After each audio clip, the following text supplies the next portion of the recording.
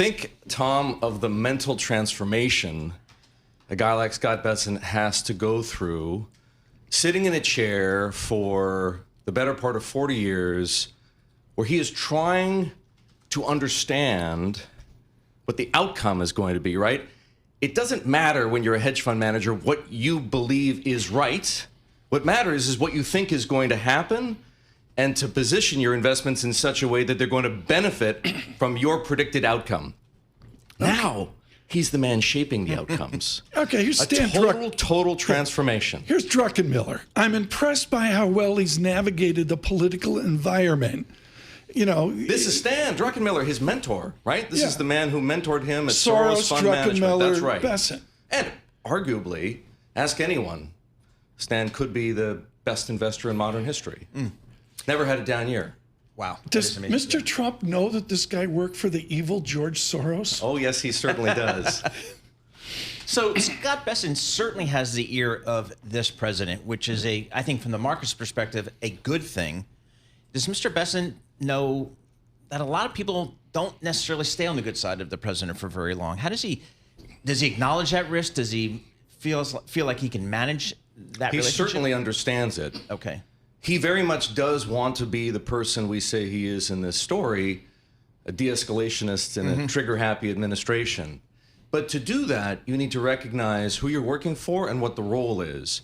And he very clearly says that his job is not to explain things to President Trump or even to advise President Trump. He says his job is to present the president with options and outcomes. So here's path A, path B, or path C. You take one of those, here's where you get. You take the other, here's where you get. You take the third, and here's where you get. And leave it up to the decider-in-chief to make the choice. Okay, you got there's no one not in this. Lisa Mateo is quoted in the article. You got the wonderful Davide Seri in here, who's lights out of Milan, folks. So go back to 1998. Davide Seri owns credit in Europe with Hugh von Steenis, and Davide says other people in macro were focused on real-world events. Bessent saw the opportunity in the clash between theory and practice. Does that define what he's doing every day in the Oval Office? Yeah, but you flip it on its head, right? It's practice. It's the difference between practice and theory now. He's the practitioner, right? Before, he was studying the practitioners, right? The central bank governors and the finance ministers, and the theory that he understood as a student of economic history and trying to identify the gaps in between. Now he's the man under the scrutiny. Are you sitting there going, what's going to be the action where Bessent resigns? I mean, are you in your head, Eric? Well, if you research? rewind the clock to Trump 1.0, you can't help but wonder that after seeing so many people walk out the door.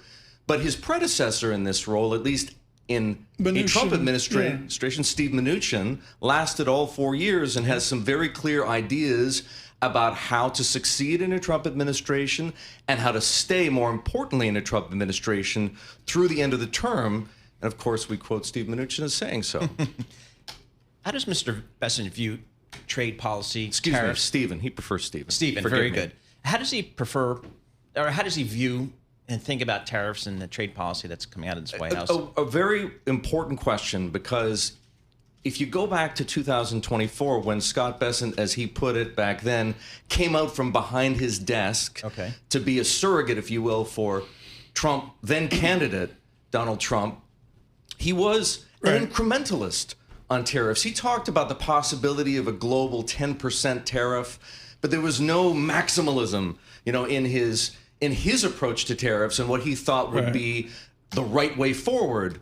Flip the coin now to today, and he embraces Trump's maximum pressure campaign because he says it's produced results. Now, does he actually believe that, or is he saying that because, again, of the role he occupies and what he understands it takes to be successful in this administration? We will never know.